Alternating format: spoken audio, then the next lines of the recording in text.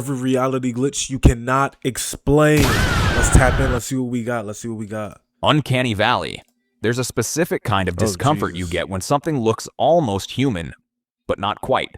A CGI character in a movie that's realistic, but something about the eyes feels wrong. A humanoid robot that moves slightly too smoothly or slightly too stiffly. A wax figure of a celebrity that looks exactly like them, but somehow makes your skin crawl. This is called the uncanny valley.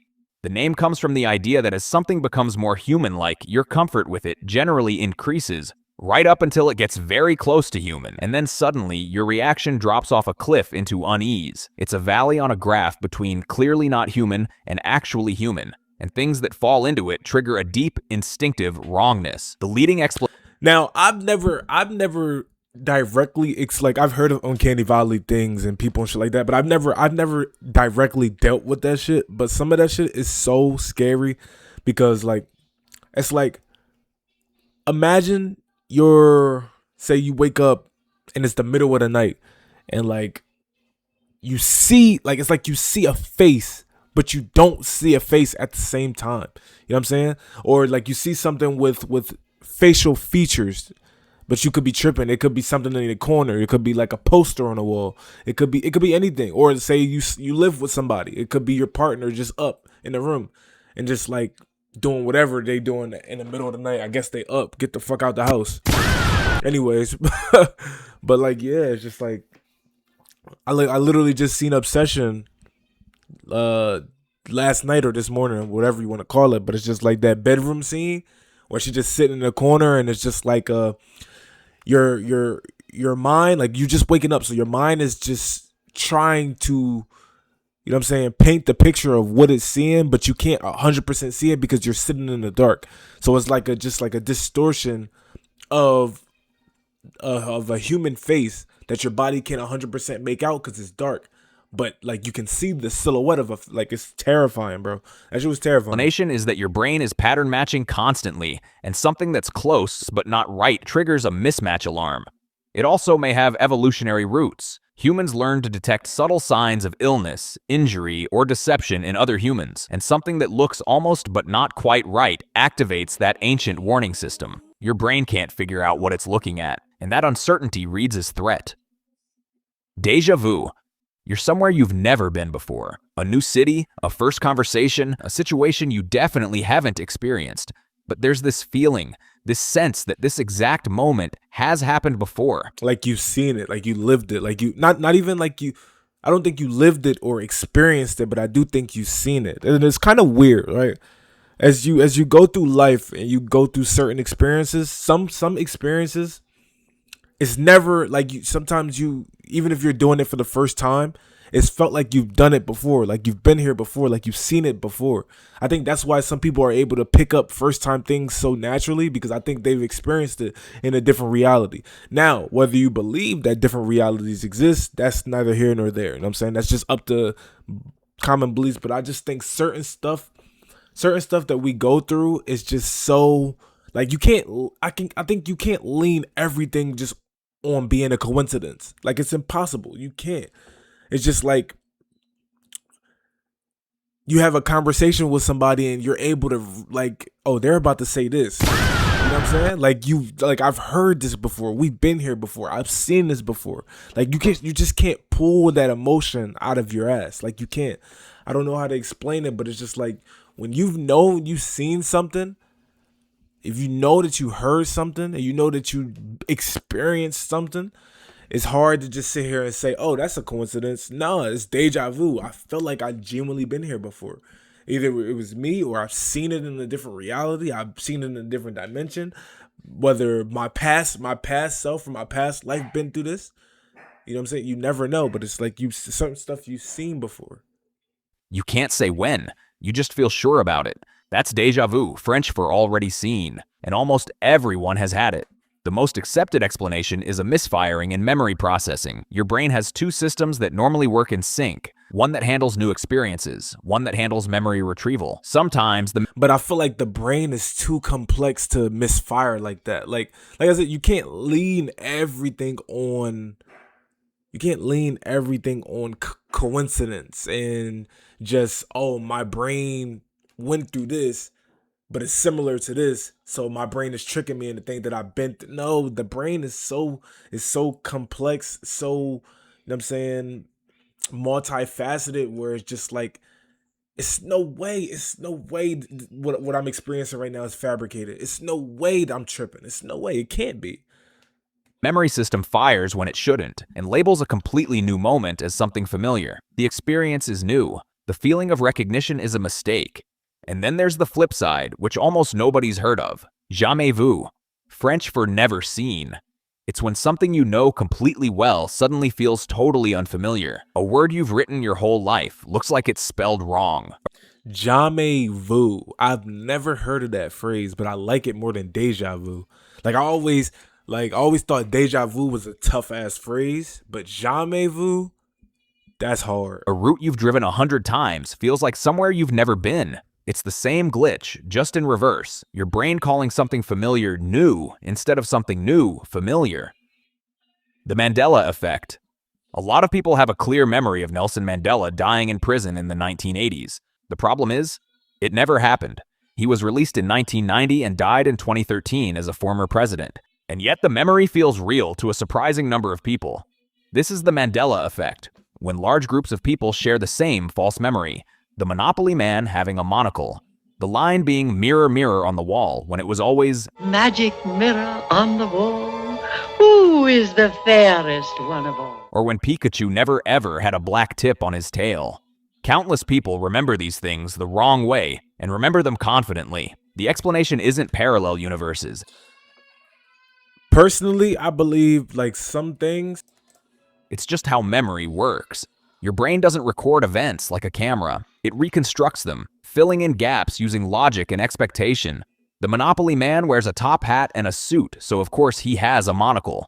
That's what that type of character looks like, except he doesn't. The expectation was so strong that millions of brains filled it in the same way, and now millions of people have the same wrong memory. Shared false memories aren't proof of alternate timelines. They're proof that everyone's memory is less reliable than they think. Derealization. You're going about your day, and Nah, but I believe at the same time, it's just like a lot of people can experience the same thing, but in different ways. I don't think like with the whole some people seeing him with a monocle and some people not seeing with a monocle. Like I believe there's different variations. Maybe the version that you saw was the one with the monocle and you never seen the original one, or maybe the monocle one is the original one and we never seen that one. We just seen the one without it and we think that's our original. I don't think people could just fabricate, you know what I'm saying, different things that they see. Like the tricks are for kids. When we were kids, we seen the fucking cereal have different shapes, and now when you're older, it's just balls. Like that's not Mandela. Or like with the Apple Jacks, when we were younger, the fucking Apple Jack dude, the cinnamon roll dude had dreads and he was a Rastafari, and now he's just a regular twig. You know what I'm saying? That's not the Mandela effect. It means that just different people see different versions of things. You know what I'm saying? Whether they see it multiple times or just sometimes. You may have seen that Monopoly man one time in your life, and the one time you seen him, you had a monocle. So now the next time you see him, or you see the original, it's like, I could have swore this dude had a monocle, even though you only seen it one time. You know what I'm saying? I feel like different people see different things in their lives. And then, out of nowhere, reality feels slightly wrong. Not in any way you can point to. Everything looks the same, but it feels like you're watching your life through a pane of glass. Like the world around you is a very convincing set, and you're not entirely sure you're actually in it. It's like you've suddenly entered a dream in which you're slightly conscious. This is derealization, and it's more common than most people realize. That's one of the derealization is one of the things that like I don't smoke a lot, you know what I'm saying? When we're talking about, you know what I'm saying, marijuana, you know what I'm saying? I don't smoke a lot, but sometimes when I do, it gives me one of two effects. Either I develop the biggest appetite in the world, you know what I'm saying? I could probably take down a meat mountain sandwich from Arby's with no bev if you let me, you know what I'm saying? Or I get in a serious state of just derealization where it's just like, I'm just so introspective, where it's just like, I'm obviously me and I'm controlling my body, but it's just like I start questioning like every movement, every motion. I have full control of. I have fluid functioning fingers, and I'm starting to think like, how is this possible? You know, like you really start to question like, how is this possible? How am I conscious? How am I functioning? How can I move my right hand and my right leg simultaneously at the same time? You know what I'm saying? When you like I pray for a person that's just like sober and they thinking like this, because that just means you just, I'm saying, you just out here having these ideologies where you just you don't understand or you don't grasp the concept of functioning as a human being. But it is crazy. Like, it's, especially if you ever find yourself around big crowds of people. Like, sometimes that happens to me too. So maybe I'll say in my sober moments it does happen, but it is rare. But whenever I'm around big crowds of people, it's just like, damn, we're just a whole bunch of humans, a whole bunch of beings, a whole bunch of, you know what I'm saying, conscious beings all in one place. Like, it's just hella, like, you know what I'm saying? It's just certain stuff that you genuinely think about when you distance yourself from your own life, from your own perspective, and you try to look at life through just like the third person lens of you just being a being that controls a flesh. It's weird.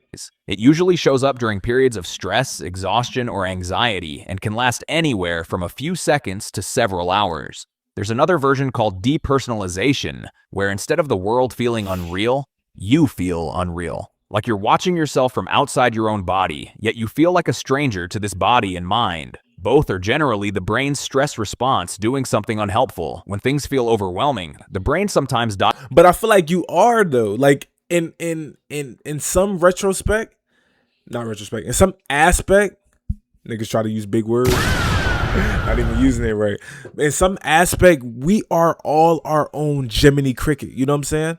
Like, if you're not familiar with Jiminy Cricket or the Pinocchio series, I'm vaguely familiar with it. Like I said, like, I seen Pinocchio. The last time I seen Pinocchio, I probably wasn't even. I was a kid, bro. I was a kid. But anyway, Jiminy Cricket is the guy that's inside Pinocchio's head, where he, I believe the story goes, he thought he was his conscience, so he would listen to him. You know what I'm saying? Whether he would be lying and telling the truth or whatever or some shit.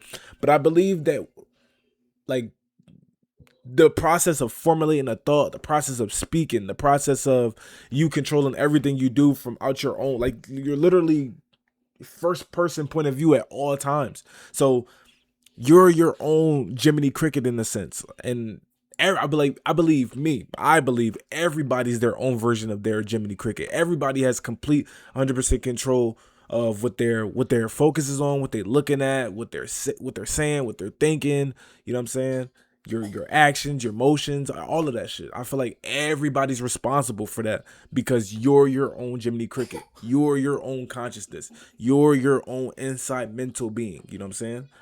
Dials down the intensity of your experience as a kind of buffer. The side effect is that everything feels slightly fake. You're both numbed and slightly panicked. It's really weird and not pleasant at all. It passes on its own for most people, and knowing what it is makes it considerably less frightening when it shows up. Sleep paralysis. You wake up, or you think you do. You're conscious, you can see your room, you know exactly where you are, but you can't move, not a finger. And sometimes there's something in the room with you. A shadow, a figure, a presence somewhere at the edge of your vision, and you still can't move.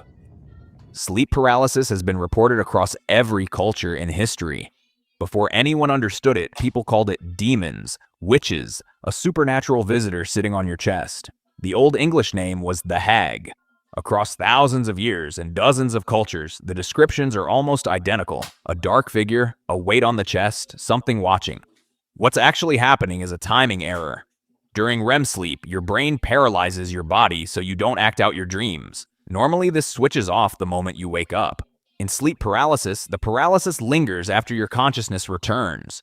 You're awake, but your body is still in sleep mode. The figures are hallucinations. Your brain's still half in a dream state, generating images that bleed into waking. Yeah, before that's what I wanted to hear more about it, like actually see what it is, because even though I don't experience sleep paralysis often, like I've experienced it before, and I believe it genuinely that it is terrifying, because it's like you're awake and you're seeing things, you can feel it too. It's like your body feels heavy, especially if you're trying to wake it up. I think that's probably the heaviest I've ever felt something in my life. And I go to the gym, you know what I'm saying? I ain't lifting the heaviest weight, but try lifting an arm up, lifting your foot, trying to move your fingers when you know that your body is asleep, but like you said, your consciousness is awake. And it's like terrifying because some people do hallucinate, some people do see things, some people do experience things. They feel like they're under attack, or they feel like they're, you know what I'm saying? You can feel like a nasty energy in the room, and you can't move your head to look all the way to the left or all the way to the right. You know what I'm saying? You just feel like a presence. You know what I'm saying? And I'm not saying it all the time is always going to be negative, but some people are known to, whenever they go through sleep paralysis and they can't move, and even if they don't see the object or they don't see the thing that they're seeing, they can feel a presence in the room with them.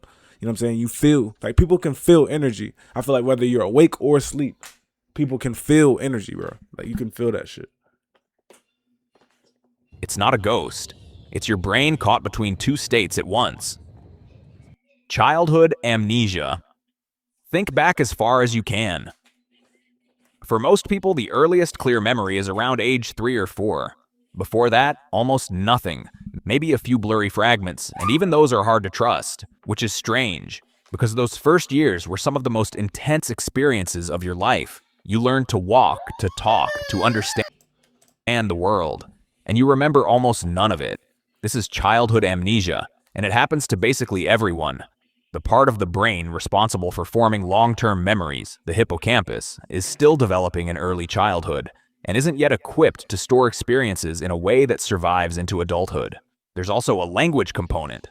A lot of how we store memories involves attaching words to experiences, and before language fully develops, events are much harder to hold on to. The strange part is that young children aren't experiencing life any less vividly. They're laughing, crying, forming attachments, having strong feelings about things. It's all happening in full intensity. It just doesn't make it through to the other side. Whoever you were at age 2 is almost completely gone to you now. The doorway effect. You get up with a clear purpose, walk into the next room, and the second you get there, the thought is completely gone. You stand there trying to retrieve it, you can't. Walk back to where you started, and then you remember. This is called the doorway effect. And it happens because your brain organizes memory by environment. When you're in a specific space, your brain groups together the thoughts and intentions that belong to that context. Walking through a doorway triggers a kind of mental reset. The brain closes... I'm not familiar with this effect, but I'm familiar with the feeling, right? You can have something on your mind, right? Whether it's something you you had to say, something you had to do, somebody you got to talk to, a task that you had to complete. It could be on your mind all day, but then the moment you I wouldn't say necessarily, I think the door is the metaphor, but environment. I think the environment, once you switch environments like this, your brain instantly shifts into, you know what I'm saying, you start thinking about different things. You forget some things, you remember other things. Other things in your brain take a forefront. Other things in your brain become priority, whether like that's what you're thinking about mainly. I never knew that was a real thing, but I am familiar. I'm familiar with that feeling, that moment where you know that you have to do something or you're planning on do something. Like mine could be like when I'm on my way home and I'm in the car, all I'm thinking about, oh, when I get home, I gotta take a fat ass piss. You know what I'm saying? You know what I'm saying? When I get home, I gotta take a big leak. You know what I'm saying? I gotta take one. Then when I get through the door, it's just like I forget. My brain goes to, all right, let me put my keys up. Let me take my work shoes off, or let me put my outside shoes outside. Let me, you know what I'm saying, brush my teeth, wash my face, change my clothes. And then instantly this whole big ass appetite to take a piss that I had is not even there anymore. And then all of a sudden I go into another room, that idea comes back, and next thing you know, it's like, have I been holding it this whole time? Did I forget? Like, it's weird. This is out the previous context and opens a new one. The intention you had in the other room got filed with that room. Going back works because you've re-entered the context where the thought was formed. Your memory wasn't failing. It was organizing by location the way it always does. It just happens to be inconvenient when you're trying to remember why you walked into the kitchen. Alice in Wonderland syndrome. You're lying in bed or sitting quietly and something feels off about your own body. Your hands look too small or too large. The room feels like it's stretching away from you. Objects nearby seem way bigger or way further than they actually are. Everything feels slightly wrong in scale, like the world has been resized without telling you. And that's when the little ass rabbit with the fucking monocle and the top hat saying you late for tea time. I ain't gonna lie, if that shit happened to you, go get some help, brother. This is Alice in Wonderland Syndrome, named after Lewis Carroll's story, where Alice spends most of her time either too big or too small for the space she's in. It's a neurological condition that distorts perception of size, distance, and sometimes time. It's most common in children and tends to show up at night or just before sleep, though it can occur at any age. It's most often associated with migraines, viral illness, or the brain's activity just before sleep.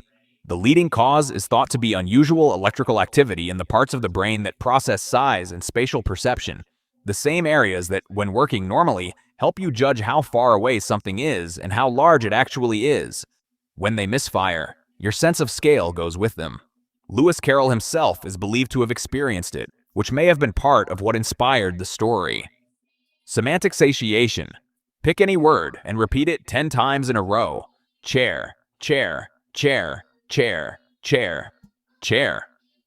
By the end, I didn't know where this was going, but I hate this shit. I hate it. I hate it. I hate it. And mainly, I don't like I just said that. Mainly, right? You ever say your name? Like if you just sit there, right, with a blank thought, blank mind, blank slate, don't think about nothing, and just say your name over and over again. And I swear it becomes just like this foreign thing that you you've heard it all your life, but it's like, is that even me? Like, is that like what is my name? Like it's just weird. Like this is one of the weird ones too. Is like the more you say something, the less it sounds like something. The more you say a word, the less it sounds like a word. The less it has meaning. The less you understand it. Especially with a word like, say that you never, like, what is a word? Like there's some words that you've never been taught. You just picked up on. And it's just like, it's just in your everyday vocabulary.